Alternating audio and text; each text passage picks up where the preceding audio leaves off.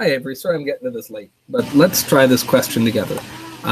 So you have this misery, secant x plus pi over 2 times the sine of x minus pi over 2 times the tangent of x is equal to 1.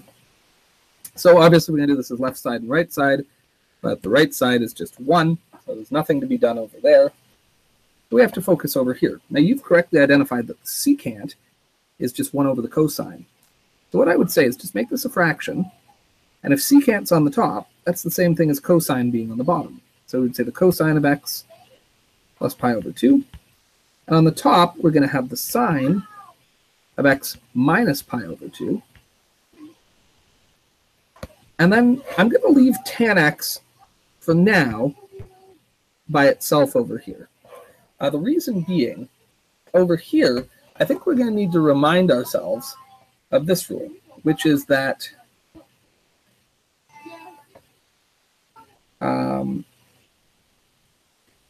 sine of x plus y, so I'm just going to go shut that door.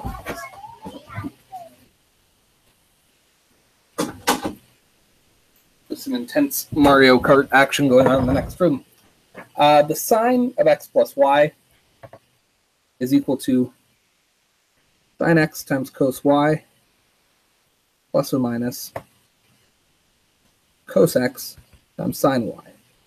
In other words, what we can do here is we can say that this top is really the sine of x, the sine of the first term, times the cos of pi over 2.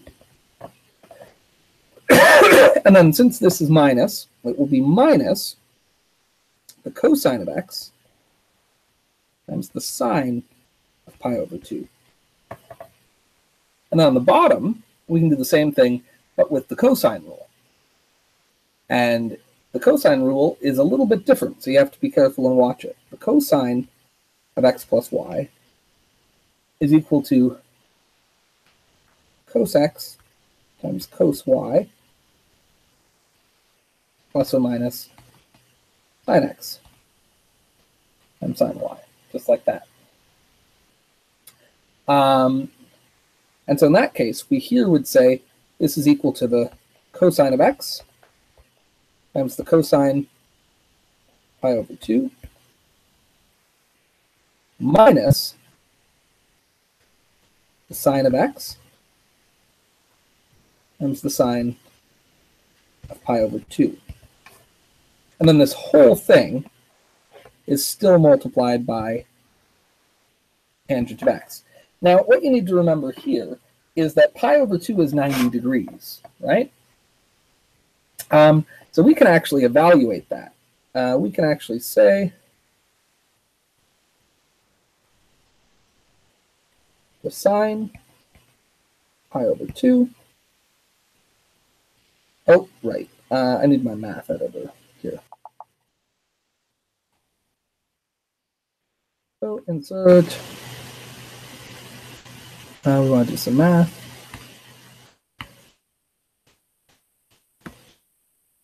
Where's my technique to math? There it is.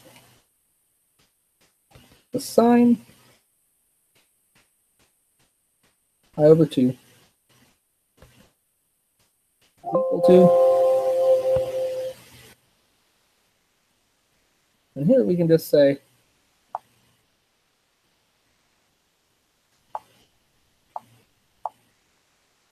I don't know how it works. Anyway, I'll let you do that on your own calculator. But the sine of pi over 2 is equal to 1. And the cosine of pi over 2 is equal to 0. You can do that just on your calculator. And that actually makes this really kind of easy, because anytime we see sine of pi over 2, that's going to be equal to 1. And on the other hand, anytime we see the cos of pi over 2, that's going to be equal to 0. And so what we end up with is the sine of x times 0 minus the cosine of x times 1. divided by the cosine of x times 0 minus the sine of x times 1.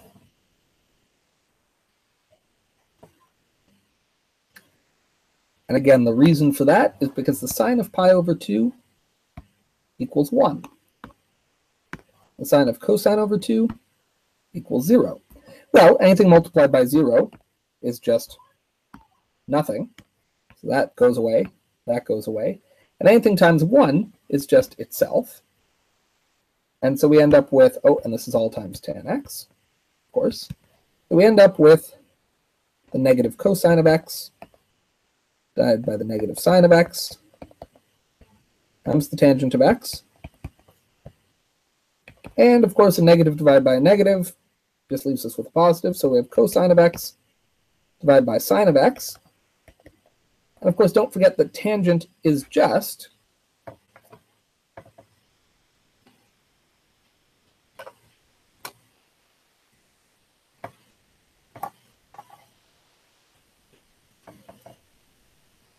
sine over cos. And in this case, we end up with one big fraction. So we get cos x sine x over sine x cos x. And of course, order doesn't matter when we divide. But sine x cancels sine x, cos x cancels with cos x. And we get this to be equal to 1. And therefore, we can say the left side is equal to the right side. Quod erat demonstrandum. And there it is. So I hope that helped. I'm going to send you a quick email of this. And yeah, I hope that's helpful.